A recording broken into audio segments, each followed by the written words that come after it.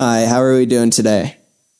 Good. Glad to hear it. Today, we will be starting off the paranoia with the challenges of tech education and the lack of practical experience. Today, our moderator will be Michael Phillips. I know most of you in this room, so I'm just going to say hello. My background is former CISO for big financial services, independent, virtual CISO, member in most of the communities here in Chicago. I support all those things. I'm really here as a board member for ChiBrrCon, working with the team now for the last 3 years. And we have reached out to people that would come in and talk to us about this particular item. And someone posted on LinkedIn recently this topic just as we were discussing it. So I reached out to this team and said, hey, would you all come in and want to talk about this topic for us? And it really is about the alignment of tech education and what's expected once you get inside the door to actually be able to contribute and add value. And with that, the panel we have in front of us, I'm going to let them introduce themselves, and then we're going to start with a couple of questions there. Welcome to the panel. So I'm Alex Rassen. I'm a professor at DePaul University. I've been there for 14 and a half years by now. And I teach a variety of courses around database management systems at all levels. And I mean, that's also my background in research. My career in research was database management system, digital forensics, then compliance, then cybersecurity. I think everything gravitates towards cybersecurity. Wherever you start, that's where you end up. My name is Aron. I'm the general manager of CyberPro AI. 25 years active duty cyber units and also another 3 years in reserve. And the last 2 years, I'm running the CyberPro activity. CyberPro focus on cyber education. And we'll talk about later on, but thank you for the opportunity and thank you for coming. Good morning, everyone. My name is Dean Cantave. I am the Deputy CIO for Department of Children and Family Services for the state of Illinois. I've been in IT for 25 years, U.S. Navy veteran with a focus in IT infrastructure and project management, which is currently what I do for the Department of Children and Family Services. I'm going to go right to Dean because, Dean, it was actually your posting that I looked at and said, hey, let's try to pull this group together and talk about this. But can you kind of give some context to what you were concerned about in that post so that we can kind of set it off and then have the other gentleman kind of talk to that point as well? Yeah, so probably about 5 years ago, about a year after the pandemic started, I decided that I would start a mentoring program to help people break into tech. Because my story for breaking into tech has just been really just throwing stuff at the wall and praying for something to stick. And after 20 years, I felt that that was not sufficient enough for the way that we do business in the IT industry in terms of getting IT professionals trained and into the companies to do the work that the companies need to do. So what we have right now is we have now yet another wave of technology that has been ushered in through innovation, which is what we do very well. But we have done nothing in terms of how we innovate, in terms of how we help people develop the IT skills to keep up. LinkedIn released their labor report a couple of weeks ago during the week of Davos. And at the top of that report, they're saying that there were 1.3 million jobs created in AI in the United States. But yet when I look on LinkedIn, nobody's talking about that, right? So this system that we have where you put something on a resume, you put it online, you hope somebody sees it, hiring manager calls you with their subjective bias, bring you in for 3 or 4 rounds, waste your time.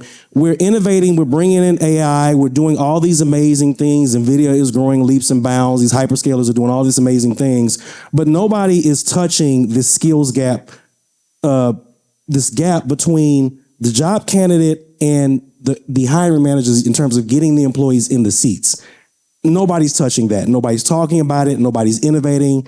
It's literally not being discussed at all. We are not doing anything in terms of helping address how do we train and develop people with a new paradigm that allows people to get into these roles, not only get into these roles, but also give the companies what they want, which is good trained, developed IT professionals. And I'm not talking about, just going and looking at a course on YouTube.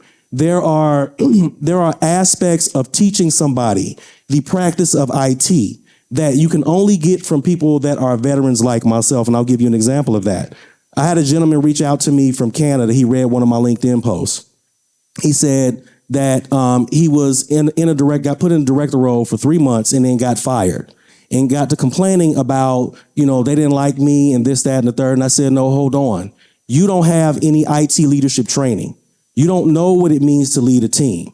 You don't know what it means to actually understand how you are managing risk and managing two deliverables and what that means. You can't say that, oh, they didn't like me and that was it. No, you don't have the training. And there's so many people like that. So when I think about my career path, when I started in help desk, what I did was I would throw something on a resume, I go into the interview and I'd lie and I would embellish. And that's exactly what I did. And so many of us do that, and that is not sustainable. We have a brand new wave of technology, 1.3 million jobs, mostly around AI literacy, applied AI adjacency, right? Meaning you're not working on machine learning and LLMs. You are working where there's a need for people to come in and work on workflows. How do you introduce AI into the workflows to get to enable and empower companies to do more with AI that we have right now? So I'm very passionate about really working on that problem. Here's the job candidate over here. Here's the company over here. The company wants trained people to come in the door. They always talk about experience. Okay, fine. We need to figure out a way to kind of help season people a little bit more before they get into organizations. Thanks, Dean. And this is kind of where this education component comes in, because I know myself as a professor at DePaul as well, how we're teaching folks and getting them prepared for it. But I wanted to add one context to this, and this is consistent with any new technology, right? We saw when cloud came out, everyone did lifts and shifts with their environments to try to, cut the CapEx costs down. And then right away, we saw the plethora of just cloud hacks happen because no one understands the technology life cycle and when something's ready and don't get trained up the right way until it's too late. We usually react. But I wanted to just I saw you nodding a lot, Oran, and I wanted to kind of get you to kind of comment on what you thought Dean was pointing out there. It's even more complicated as we are seeing it.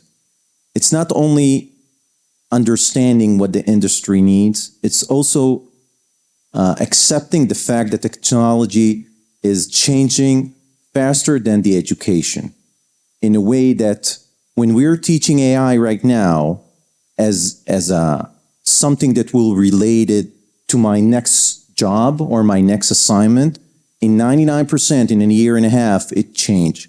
So how we can, as a society, as a company, create an educational path that will be relevant for the current needs. Alex, in that matter, you guys are representing the university. To change a curriculum in the university will take about 2.5 years. And that 2.5 years, the technology would change, and in most of the cases won't be relevant. And this is why, in one side, we will see so many open jobs, and on the other side, so many people want to be hired and join those tech ecosystem. By the way, no matter what their age are, it doesn't care about the age. And both sides of the table want the same things, but they cannot create the right match. They cannot create the right match because we're facing the industry that no one wants to hire juniors.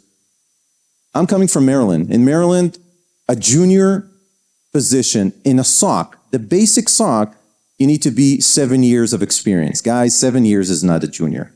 7 years, it's a lot of time and a lot of experience. And this is why you have tens of thousands of open job in the basic junior position without getting hired. And the idea is how to find the right recipe that will understand and adapt frequently with the industry demands. And those ones who are seeking for a job need to understand, guys, you cannot pick whatever you want, because it's not certain if she's going to study AI or you're going to study cybersecurity. It doesn't matter. This is what the industry needs.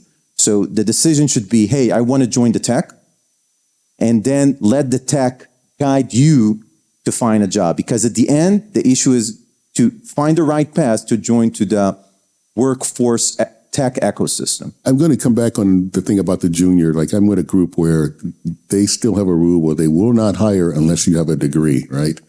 And I see some incredible talent coming up through the intern program or even through the university where we host the programs, Capture the Flag, and this team has won the contest like 3-4 years in a row. And I'm like, hey, you really need to talk to this person, but they haven't graduated yet, right?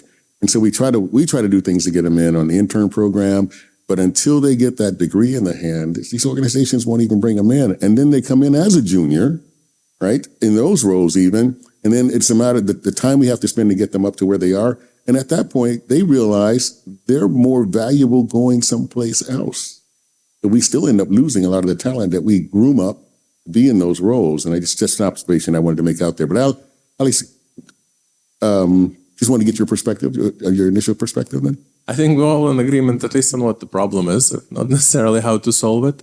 I think from, in classroom, from academic perspective, it's a little bit of a balancing act within things that would be considered more specific to kind of narrow use case versus trying to teach the concept. I spend half the time in classroom, especially lately, stopping every time and saying, all right, here's a textbook, here's a definition, like here's how it connects to like an actual database and an actual practice.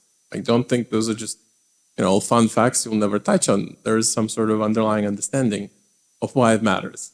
And it takes significantly more effort than just going through the material to try to make a connection to like how would it matter in practice.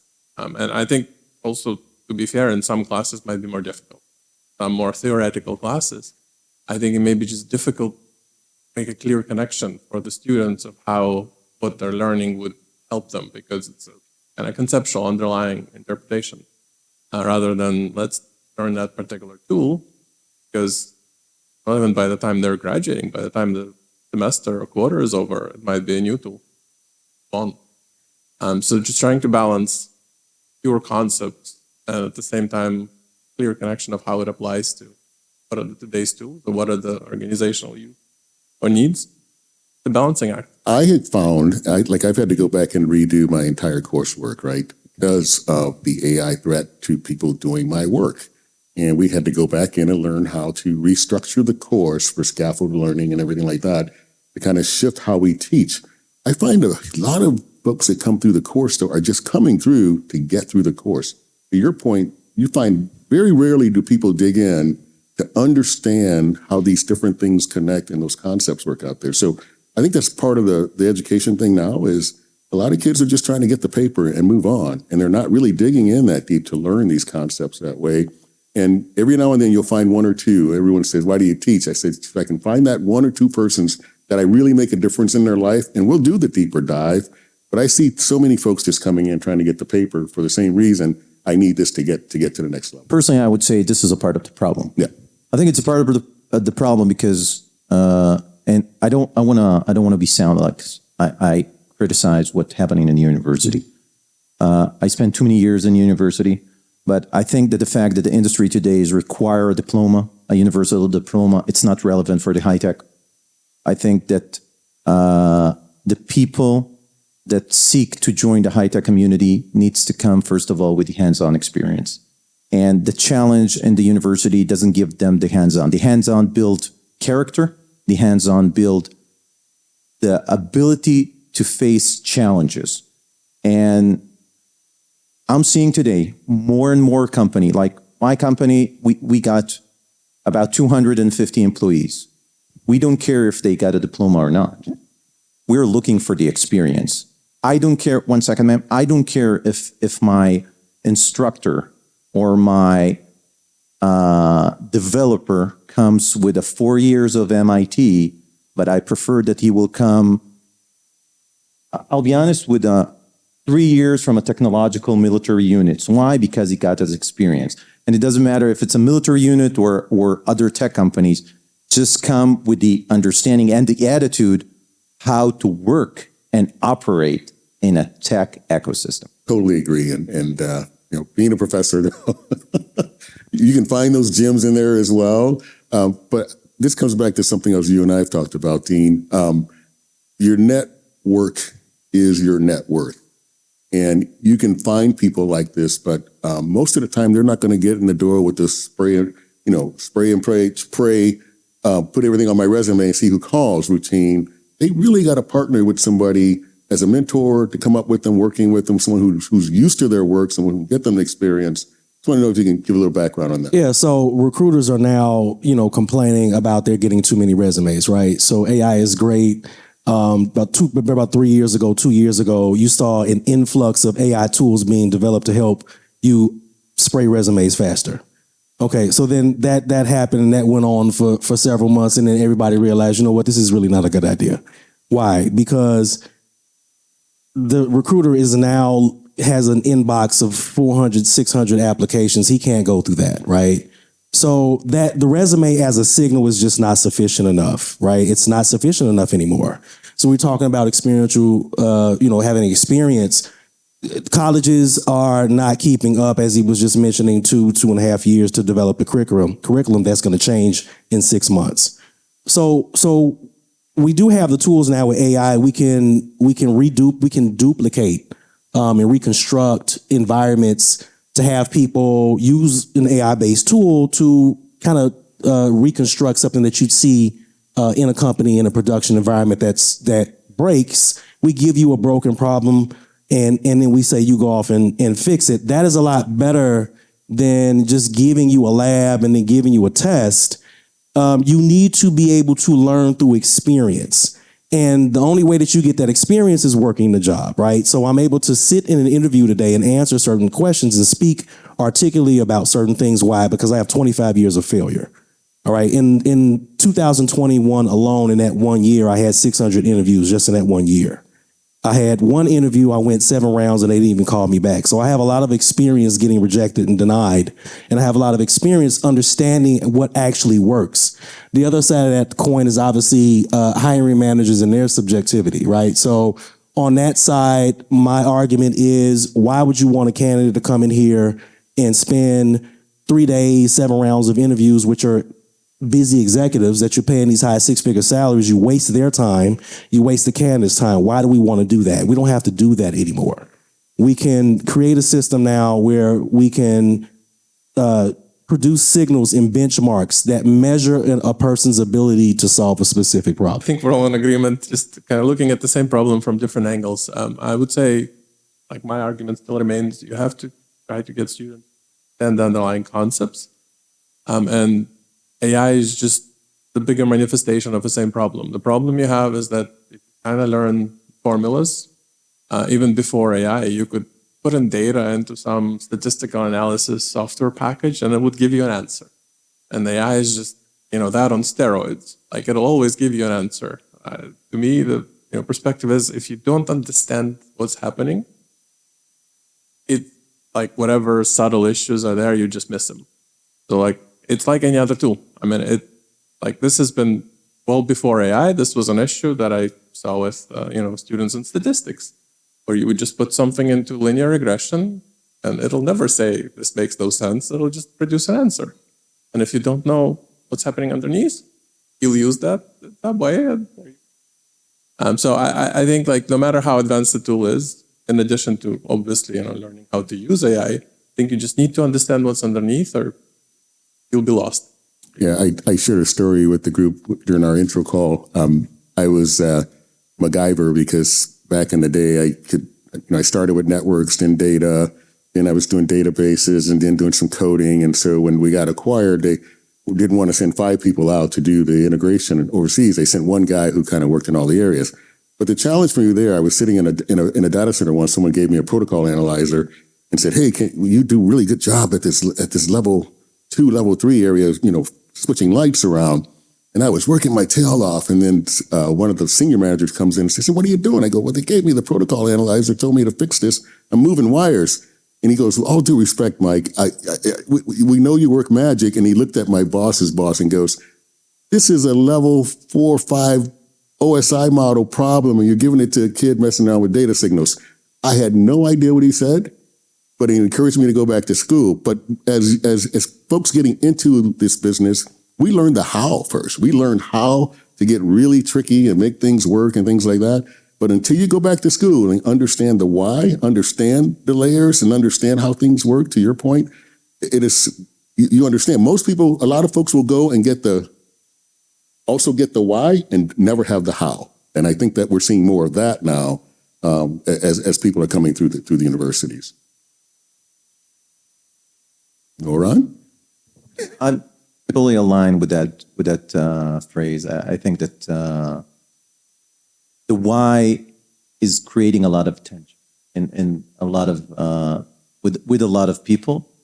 But at the end, I think that from a higher ed perspective, not representing the higher ed ecosystem, I would say that I think they need to graduate with the understanding, the how, the why, and also with the big question mark is what next? What do you want to do and how you want to do it? And when I'll come back to relearn, because put aside my criticism about the higher education ecosystem, I think it doesn't matter if you're a university or a college, no matter what, you still need to study.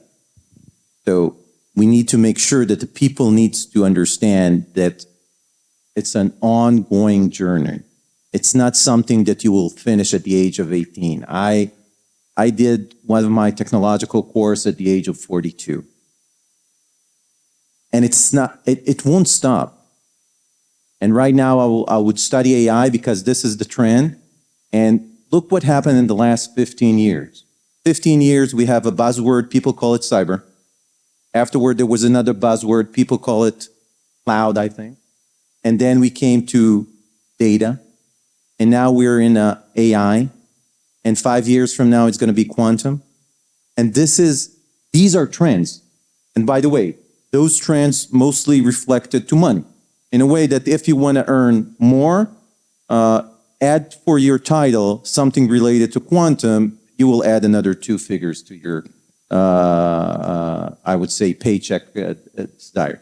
This is how the world works. But going back to the beginning, I think at the end, it's the understanding what do we want. And when I'm saying what do we want, we need to ask ourselves, who is the we? We are the people that want to work.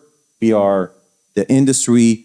We are the government that want to make sure that our people will work at the end. And let's be honest, would pay taxpayers' money, and they won't need any support from others because they need to do everything on their own. Obviously, we have this practice, if you worked in IT, where traditional IT shop is, you in a large enterprise, you have developers that work on your application and your code, and then you have your operations people. And your operations people are the ones that stands up your servers, they run the infrastructure, they're your network people, database and storage. So then we came up with an idea to combine those two and call it DevOps, right? So it's a flattening of the practice in terms of getting more productivity out of an IT enterprise so that the enterprise is more agile. If you're a large company like a Google and you come up with an idea, you want to pivot, you want to get that product out in the market relatively quickly. So we came up with DevOps to kind of flatten that, and we came up with some software-based tools on top of the software abstraction of actual physical hardware, what is known as VMware, virtualized servers. So now we have everything at the software layer, right? So everything's at the software layer. We advance this. Why? Because we want speed, right? So now DevOps engineers, and by and large, had to be familiar in some form or fashion with code. They had to be familiar with infrastructure. At a base level, every single individual that works in the IT space has to understand networking. You have to understand servers, databases, and infrastructure. You don't necessarily have to know code, but you have to understand it at some form or fashion. When I worked at Options Clearing Corporation 10 years ago, there was a company that came in to rewrite OCC's clearing platform. Their traditional clearing platform is still on mainframe. Mainframe has worked great for 50 years, still used in a lot of large financial transaction organizations. We were in a meeting with them, and they were asked about their engineering practice. They said, now this is 10 years ago, they said that every single person that came into their organization understood how to write code. You could not work there unless you knew how to write code. So there's all these different layers that go into IT and understand the ecosystem and how you run an enterprise IT organization. And we're asking one person to know all those particular areas, but then now we have AI. And so now we're at the beginning of AI, and everybody's trying to figure out, well, how does that incorporate? I know there was somebody from Davos that said they sat around all these panels, and they said even the top people at Davos don't even know what this stuff does or is capable of. The trillionaires and the billionaires, right? On the surface right now, you talked about, I heard data, right? So data, why is data important? Because now data is the linchpin for everything. If you were able to have a moat with a certain specific set of data in it that's only specific to your organization that you monetize, that is now the moat. That is now the competitive bar. So AI is now layered on top of that. And what does AI do? AI actually gives you a way to put all of this data together in a certain way that you can talk to an LLM and get answers out of it. So it's all these layers is changing now. We're asking practitioners, okay, we need you to learn AI now, right? But people need to know the basics and the fundamentals in terms of the standard of where IT is. TCP/IP networks have not changed. Servers have not changed. It is all the same. There's nothing fundamental that has changed. We just added another technology. I think one of the biggest challenges will be from an educational perspective will be the youth. I think if we'll look as a modern society, there are two basic certification that I personally recommend that I'm going to definitely send my kids to study that. One will be Network Plus, and the second will be Security Plus. Both of them, I would say around 100 hours both. Think what will be the impact to a state if all of their high schoolers will graduate those basic two certification. It doesn't matter, by the way, if they will pass the test. It doesn't matter if they're going to work at the tech ecosystem. It's going to bring two things. It's going to bring you the why and the how. This is one. The second, it will create technological cyber awareness. The impact will be cyber hygiene. They need to learn the network and how the system operate. They need to understand the cyber 101, and this is the Security Plus. And I'm certain that if every state in the United States will add it to the curriculum, the same day as they're studying math, literature, and other basic studies, it's going to have a huge impact on the workforce development, because look how many open jobs in all the states require Security Plus, Network Plus. This is the basic. I would add anyone with a cloud security certificate can write their ticket in any role. Hell yeah. And thanks for bringing up the search, because a good friend of mine once said, you know, someone asked why do I have all these acronyms? I'm like, those are just a search. I don't even put them in there. But another friend of mine has many more than I do. And we take search for the same reason, and that is to force ourselves to focus on that training within that amount of time. Whether, to your point, whether I get it or not, at least it has forced me to sit down, be disciplined about what I'm learning, take the exam, and of course they have their revenue model, but at least it forces you to do that, right? And then you get that understanding, and that's a base level understanding. And again, folks, try to compare it to the academia. Some of the programs we help set up in academia, in fact, make sure that in their first 2 or 3 classes that they actually take those certs as part of their curriculum in those universities. Spot on with that one. I see this tendency that things get postponed. So even, calculus, some pretty basic things tend to kind of be pushed off from necessarily coming from high school and just filled in intro courses. And you have this kind of slide where students might, in addition to just figuring out what they want to do in undergrad, where they spend some time just catching up on the basics and kind of trying to push that back to earlier years so that at the university level you could focus on essentially things more advanced, I think would be quite helpful in general with math and cybersecurity and all of those topics. Just want to open it up for questions if anyone has any. Where would someone start learning like Security Plus? I started, I've got like 5 years of help desk experience. And then but then while I was doing that, I was also trying to teach myself first I tried to teach myself cloud engineering. That was that was a bit of a challenge. Then I tried to teach myself Python. That didn't work out so good. So then I started teaching myself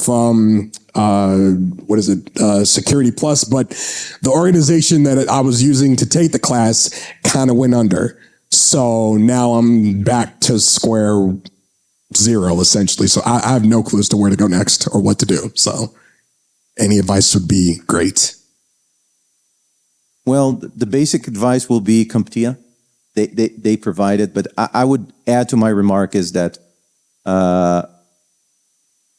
personally, I think cyber and tech overall, I would recommend not to study on your own because technology is a team effort. I think there are a lot of people that can do it on their own. A lot of people can log in to the internet and study. Right? They're really smart and good and talented people, but the most need the team effort. It's build up how to operate in a team.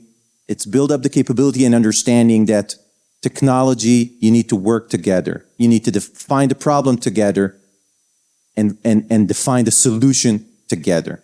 Having said that, in my experience, I know one state, Pennsylvania, that literally started in some counties to give them Security Plus and Network Plus in a younger age. Personally, coming from an organization that focus on technological education, it doesn't matter, by the way, if you're studying a class or hybrid, do it with team members. Why? So we will have the ability to ask questions. Why? So we will have the ability to get the answers. It's really important. So I would recommend to try to reach out to either an online course with people, not recorded. This is my personal. I have a friend who runs a cybersecurity company. They have a training platform, but they also do group sessions as well. I'm happy to get you in touch with him. How is the industry speaking with companies about opening up more apprenticeships, more internships? Because there's not a lot of those opportunities out there. And when there are so many people going after them, it's like you have no chance. I just tried one for Zerg I was completely qualified for because I come from risk management.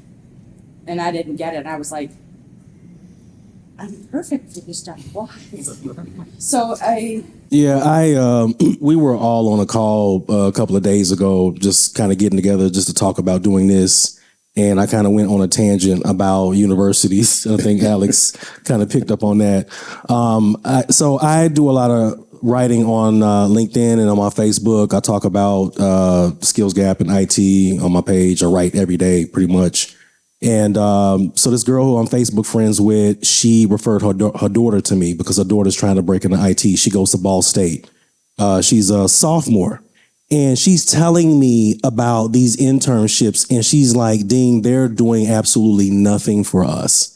She's like, one of my friends who's a senior, they sent her on an internship, zero value. She applied for others, never got a call back. And they're IT majors. So she's 18, 19 years old, trying to figure out how to navigate this IT space. I would say that I have not seen a lot of internship opportunities. I think corporate companies right now, they're shrinking. It's not, that Amazon just laid off, I think, 30,000 people so they can make way for money so that they can invest in the AI. I don't think internships are just not something that is just something that's as prevalent as it used to be.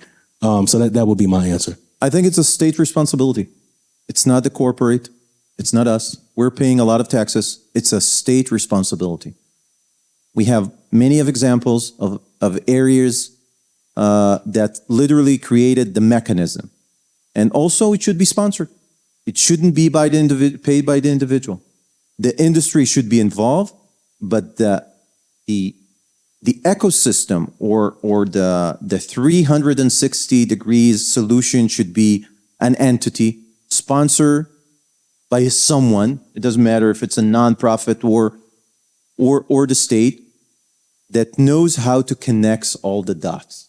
Connecting all the dots, it's mean understanding the industry requirement from a tech perspective, understanding the industry requirement from a workforce development perspective. How much people? You know what? Where the people should be. I don't want them to move from here to there. I'm certain that if I'll have the right mechanism, I will find plenty of good people in a 25-mile distance that we can train. And it could be on-job training in a way that, hey, I'm going to hire you after 200 hours of studies, and you will keep on, and this is what we're doing, and you will keep on studying not 5 days, but you will study twice a week night studies until you will graduate and get either your certificate, diploma, it doesn't matter how we call it. And everybody will win for that. Overall, the biggest winner will be the state, because they're going to get way better tax, because those people will earn, let's be honest, more than 7-Eleven, more than a gas station. They will earn more money, and they will have the ability, again, to support. The challenge is to find a place that there is enough open jobs to create the ecosystem. Because if we're looking here, we have some states that have heavily of industry, but some less. We need to find the right mechanism. But personally, state responsibility top to bottom. Something that happened in my history. I went to a training center where everyone knows this place. We started with 400 people in the class, and they said, hey, although we're a school, we're business first. They say, look to your left, look to your right. Those people will not graduate with you. And we graduated with under 40 people in the class after 5 trimesters.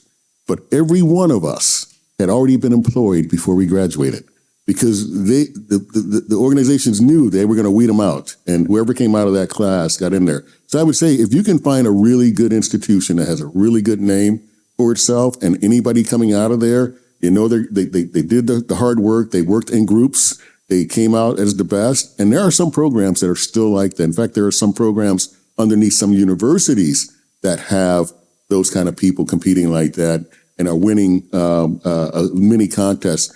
Find out how to get with those people, because those people, they are competitive. They will work with you to get things done. And it also just puts a big badge on your chest that, you know, you had what it took to get through that program, and people will come after you as well. We need to make sure that we're transparent and honest to the people. Not everybody is suitable to join the tech ecosystem. Yeah. This is also something that we need to put on the table. Although it's hard to say, if you're not passing the screening and evaluation, you need to accept that. Mm-hmm. Because you can graduate. You know, there are some people that will just sit in the chair and they will get a diploma and they won't find a job. Why? Because they're not suited enough for that. Mm-hmm. So, like, there are good people that were born and raised to be an engineers. There are really good people that were born and raised, and their path will take them to become farmers, and some not. So we also need to, you know, always look at the mirror and understand what are our capability to join to that field of expertise, no matter what. Alex here is a professor. I'm not certain that I have the skill set to replace him tomorrow morning, due to a variety of reasons. We need to understand that. Please indulge me, because I just want to know. I have a brand. I graduated top of my class at the University of Chicago in 2024. I've been growing my brand because nowadays, if you don't speak up about stuff, you're not seen. I didn't set out to do this. I share my journey. I'm actually talking after this here about my journey, about what has worked for me and what hasn't, and knowing that the job is a cherry on top and not the validation. But I've done everything. I graduated top of my class. I really studied hard, you know, to make sure that I was meant for this, that I was cut out for this. I was a nanny and a caregiver 24 years prior to that, so I have all the transferable skill. If you can raise 6 kids and keep people alive, I think you can do a lot. And last year, I took my time to merge myself into this field. I volunteered everywhere I could. I network everywhere. I have a great network. And now, because I became a RSA scholar with Raíces Cyber, I'm going in March. I fundraised And that's how I discovered who my sponsors are, because I had mentors, but I never understood sponsorship until then. And so I have sponsors now, but how do I connect the dots? I feel like I'm missing I have the missing piece, like the book from Shel Silverstein.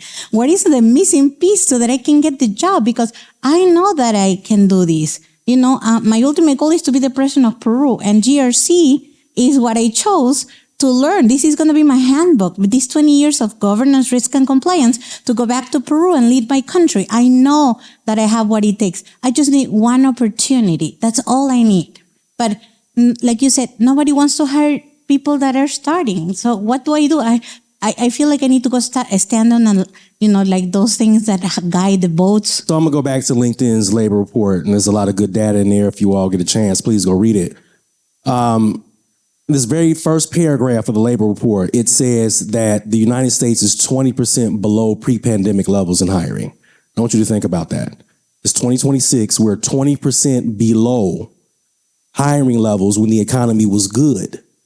Okay, so the first part of the answer to your question is that the job market is down. The second part is that the focus is now AI, okay? If you're willing to, I'm assuming you want to stay in cyber, so GRC is great. To get a foot in, I would start at SOC because what you want to do and what I teach my students is, my mentees, you just want to get your foot in the door. You're trying to build a resume to get somebody's attention so you can sit in an interview and convince the person sitting across from you that you can do the job, okay? So if you're just trying to get a foot in, SOC is a great place, but you really need to be clear on what you're trying to do in the space so that you're going after the right roles, right? Because if I sit in front of you and I'm interviewing you, what I'm trying to understand is whether or not if I bring you in here that you can do this job. As a leader, hiring is an assessment of risk for me.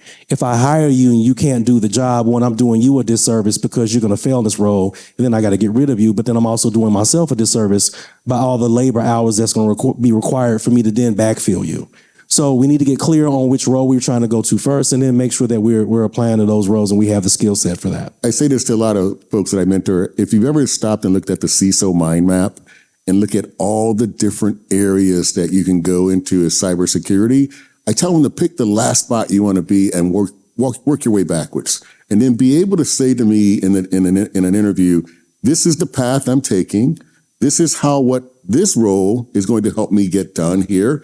And with your leadership, anyone who starts with that, they've got my ear. And then I don't care if I got 3 people with the same talent. A person that comes in with enthusiasm, that is just like, I'm ready to hit the road and let me show you some of the things I've done, which are exciting and how I know.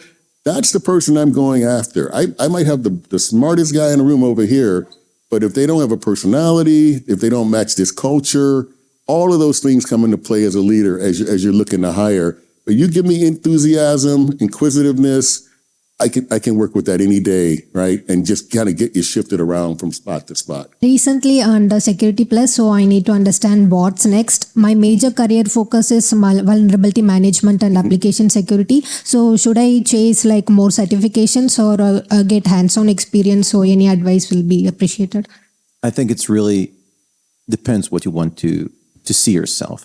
And it's the main question, where are you going to see yourself next? I totally recommend SOC. This is the most best way to start. You need to figure it out. You can gain so many certification. You can spend thousands of dollars for that. First, decide when you're going to stop. And second, you need to maximize those certifications that you gain. I don't think there is a right or wrong. It's not a black and white. Everything represents different sector of the industry.